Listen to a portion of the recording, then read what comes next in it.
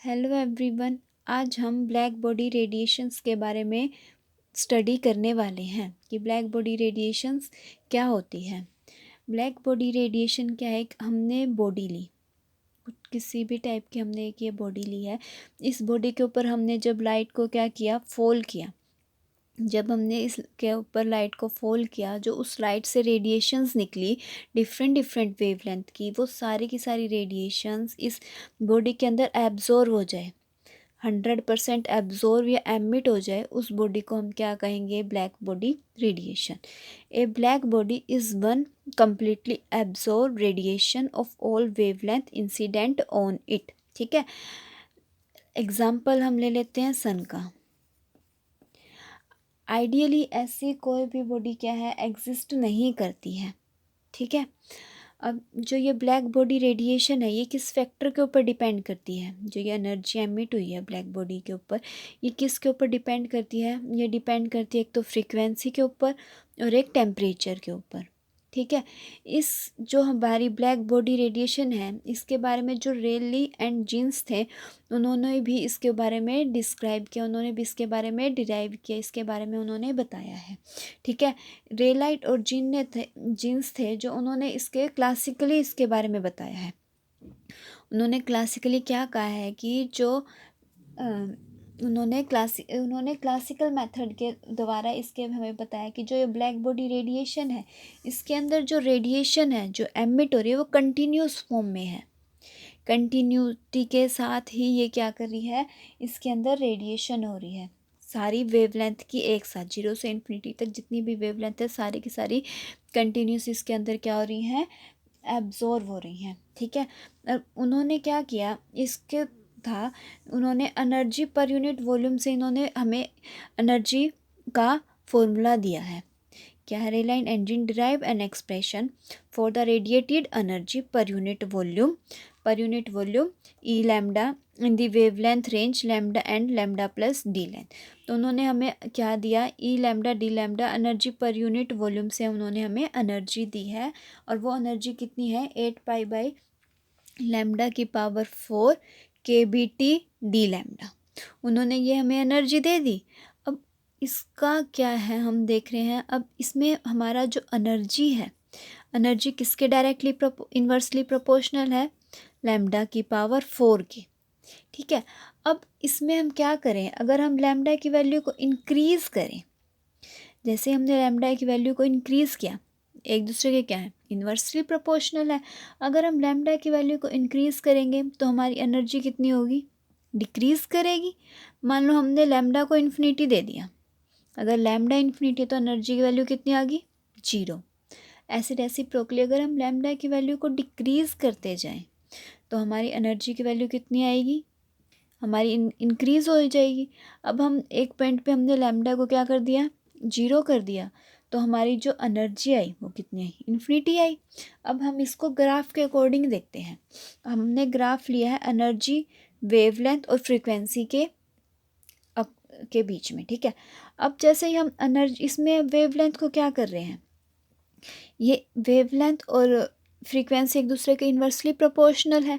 अब जैसे ही हम वेवलेंथ को क्या कर रहे हैं, डिक्रीज़ कर रहे हैं, वेवलेंथ को हमने क्या किया? डिक्रीज़ किया, तो हमारी एनर्जी क्या हो रही है? इन्फिनिटी हो रही है। तो ये हमारी, हमने इसको वेवलेंथ डिक्रीज़ करते जा रहे हैं और हमारी जो एनर्जी है वो क्या होती जा रही है? इन्फिनिटी की तरफ टेंस करती जा रही है। ठीक है, अब रेलाइन और जिन ने तो हमें यही बताया, उन्होंने हमें एनर्जी पर यूनिट वॉल्यूम का क्या दे दिया? फॉर्मूला दे दिया। और उन्होंने कहा कि जो हमारे इसमें रेडिएशन हो रही है वो क्या हो रही है? कंटिन्यूस फॉर्म में हो रही है। ठीक है, उसके बाद हमारे जो सेकंड साइंटिस्ट थे वो थे हमारे वीन्स लॉ है। वीन्स लॉ ने हमें एनर्जी के रेडिएशंस का बारे में बताया। उन्होंने क्या किया, ये जो बताया उन्होंने थर्मोडायनेमिक्स के अकॉर्डिंगली बताया। उन्होंने उसके अकॉर्डिंगली हमें एनर्जी पर यूनिट वॉल्यूम के एनर्जी का फॉर्मूला दिया। इन्होंने क्या कहा, इनका फॉर्मूला क्या था? 8 pi H C by lambda की पावर 4 ई की power minus H C by lambda K B T D lambda. अब इन्होंने हमें एनर्जी और वेवलेंथ का जो बारे में बताया, उन्होंने कहा अगर हम वेवलेंथ की वैल्यू की लिमिट को वेवलेंथ को अगर हम कम कर रहे हैं, मतलब डिक्रीज़ कर रहे हैं, तो हमारी एनर्जी कितनी आएगी, इंक्रीज़ होगी। ठीक है, अब इन्होंने इसके बारे में तो बता दिया कि जब हम वेवलेंथ को शॉर्ट ले रहे हैं, डिक्रीज़ कर रहे हैं, तब हमारी एनर्जी की वैल्यू क्या हो रही है, इंक्रीज़ हो रही है। बट जब इनसे ये पूछा गया कि अगर हम लैम्डा की वैल्यू को इंक्रीज़ करें तो एनर्जी के बारे में हम क्या कहेंगे, तो ये क्या है, इस बारे में एक्सप्लेन नहीं कर पाए। इन्होंने सिर्फ शॉर्ट वेवलेंथ के बारे में बताया। ठीक है, अब ऐसे ही इन्होंने जो हमें ग्राफ दिया एनर्जी और वेवलेंथ का, वो इस फॉर्म में है। ये हमारा इसका ग्राफ है। जैसे ही हम वेवलेंथ को क्या करते जा रहे हैं, कम करते जा रहे हैं, तो ये हमारा क्या आ रहा है, ग्राफ आ रहा है। उसके बाद जब हमने कहा कि लार्ज वेवलेंथ पे बताया, तो इन्होंने हमें कोई भी एक्सप्लेनेशन नहीं दी। ठीक है, अब हमारा जो एक्सपेरिमेंट हमने किया उसके अकॉर्डिंग ये वाला ग्राफ आना चाहिए था, लेकिन रे लाइन ने क्या किया, इसने ये ग्राफ दिया और वीन्स ने ये दिया। तो मतलब रे लाइन और वीन्स थे, वो हमें जो करेक्ट हमारा आना चाहिए था आंसर, वो नहीं दे पाए। ये दोनों के दोनों क्या हो गए, फेल हो गए अपनी एक्सप्लेनेशन के लिए। ठीक है, उसके बाद 1900 में प्लैंक्स आए। प्लैंक्स ने हमें क्या किया, एक आइडिया दिया। उन्होंने क्वांटम मैकेनिक्स के द्वारा इस जो ब्लैक बॉडी रेडिएशन था, इसको एक्सप्लेन किया। ठीक है, 1900 में आए थे। अब हम रे लाइन में क्या कह रहे थे कि जो हमारा एनर्जी है या वेवलेंथ है, वो क्या है, कंटिन्यूस फॉर्म में वेरी करेगा। लेकिन जो हमारे प्लैंक्स आए, उन्होंने कहा कि जो हमारी एनर्जी हो रही है रेडिएशन और मैटर के बीच में, इन्होंने एक हमें नया आइडिया दिया। इसने कहा कि यहाँ पे हम क्या है, डिस्क्रिएट एक्सचेंज ऑफ एनर्जी लेंगे।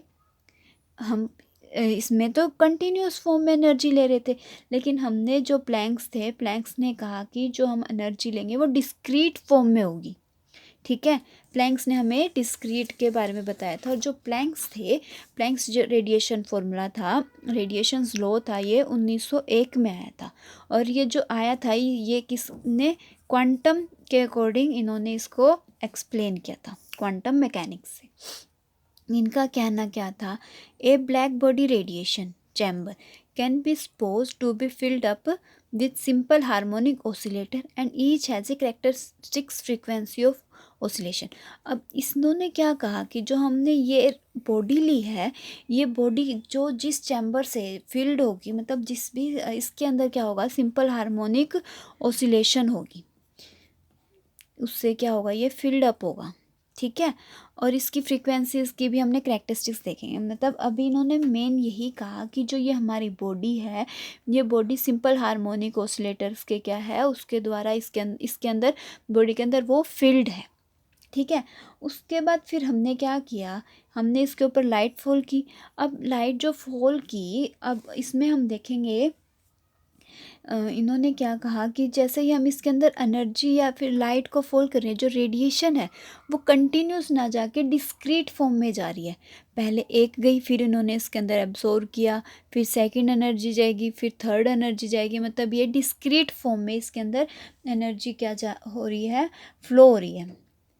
ठीक है, और जो ये एनर्जी डिस्क्रीट फॉर्म, मतलब ये इंटीग्रल मल्टीपल्स की फॉर्म में हो रही है। ठीक है, इसके अंदर इंटीग्रल मल्टीपल की फॉर्म में क्या होंगे, स्मॉल यूनिट्स में, मतलब एनर्जी फ्लो करेगी। जब वो स्मॉल यूनिट्स में एनर्जी फ्लो करेगी इंटीग्रल मल्टीपल से, तो उसे हम क्या कहते हैं, क्वांटम ऑफ रेडिएशन। जो एनर्जी फॉल की उसे हम कहेंगे क्वांटम ऑफ रेडिएशन। और जो क्वांटम ऑफ रेडिएशन है, इसे हम क्या कहते हैं, फोटॉन्स। फोटॉन्स के बारे में हम अपने नेक्स्ट लेक्चर में स्टडी करेंगे अच्छे से। ठीक है, उसके बाद हमने कहा कि जो हमारी एनर्जी है, वो हमारी इन्वर्सली डायरेक्टली प्रोपोर्शनल होगी फ्रीक्वेंसी के। मतलब जैसे जैसे हमारी एनर्जी के बारे में हम पढ़ेंगे, ये हमारी फ्रीक्वेंसी के डायरेक्टली प्रोपोर्शनल होता जाएगा। अब हम इस प्रोपोर्शनलिटी के साइन को हटाने के लिए एच को इंट्रोड्यूस करते हैं। एच क्या, हमारा प्लैंक कांस्टेंट है। एच जो है वो है प्लैंक कांस्टेंट। और जो ये प्लैंक कांस्टेंट है, इसकी वैल्यू है 6.62 इंटू 10⁻⁻34 जूल सेकेंड। ठीक है, एच की वैल्यू कितनी है, 6.62 इंटू 10⁻⁻34 जूल सेकेंड। ठीक है, अब हमने कहा कि जो हमारा इसके अंदर रेडिएशंस हो रही है वो क्या है, हमारी कंटिन्यूस ना होके वेवलेंथ, मतलब कंटिन्यूस ना होके डिस्क्रीट है। डिस्क्रीट है तो इसमें एन को हम इंट्रोड्यूस करेंगे, क्योंकि हमारी यहाँ पे कंटिन्यूस नहीं है, डिस्क्रीट है। तो एनर्जी कितनी होगी, E equal to N H nu. N की वैल्यू होंगी 0 1 2 3 एंड सो ऑन। ये वैल्यू क्या करती जाएंगी, हमारी कंटिन्यू चलती जाएंगी। ठीक है, अब इसने प्लैंक्स ने हमें जो एनर्जी का फॉर्मूला दिया है वो है 8πhc/λ⁵ 1/e की पावर hc/λ kBT माइनस का 1 d लैम्डा। इसे ये किसने दिया, हमें प्लैंक्स ने दिया है। This is Planck's radiation law in term of wavelength at a given temperature. ठीक है, इन्होंने इसको हमें टेम्परेचर, मतलब ये जो प्लैंक रेडिएशन था इसने हमें वेवलेंथ की फॉर्म में दिया और इसमें क्या है, हमारा टेम्परेचर भी गिवन है। ठीक है, उसके बाद इसने हमें क्या बताया कि जो हमारी क्या है, सबसे पहले तो इन्होंने कहा कि ये जो चैम्बर है इसके अंदर सिंपल हार्मोनिक ऑसिलेशन होगी। ठीक है, उसके बाद इन्होंने सिंपल हार्मोनिक ऑसिलेशन होगी, उसके बाद इन्होंने हमें E equal to H nu दिया। एच हमारा प्लैंक कांस्टेंट है और जो हमारी एनर्जी है वो फ्रीक्वेंसी के डायरेक्टली प्रोपोर्शनल।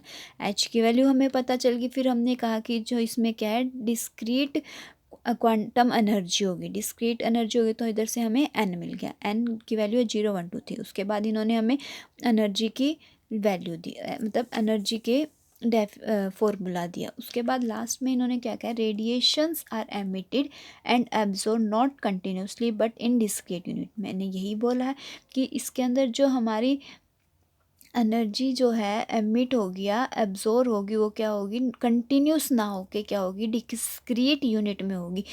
ठीक है, वन एट ए टाइम, एक टाइम पे वो डिस्क्रीट होगी, कंटिन्यूस नहीं होगी, one at a time. And the energy in each unit being given by H nu. और जो हमें एनर्जी मिलेगी वो हमें क्या मिलेगी, एच न्यू की फॉर्म में मिलेगी और इसे हम क्या कहते हैं, क्वांटम और फोटोन।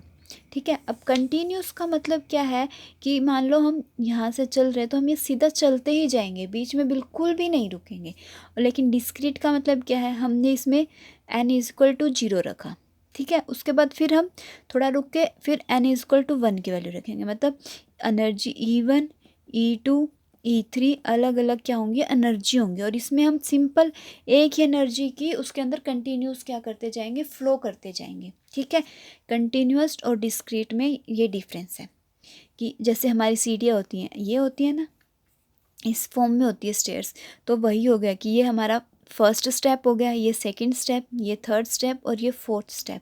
ठीक है, पहले हम फर्स्ट पे चढ़ेंगे फिर सेकंड पे जाएंगे, ऐसा तो नहीं है ना कि हम फर्स्ट से फोर्थ पे चले जाएंगे, नहीं, ये क्या करेगा, डिस्क्रीट फॉर्म में एनर्जी को फ्लो करेगा। ठीक है, और हमारे क्लासिकल क्या है, हमारी उसमें क्या बता रहे थे कि ये कंटिन्यूस्ड चलेगा। ठीक है, इस आप आई होप आप सबको आज का लेक्चर पसंद आया होगा। अगर आपको आज का लेक्चर पसंद आया तो प्लीज़ मेरे चैनल को सब्सक्राइब करें, लाइक करें और शेयर करें। Thank you.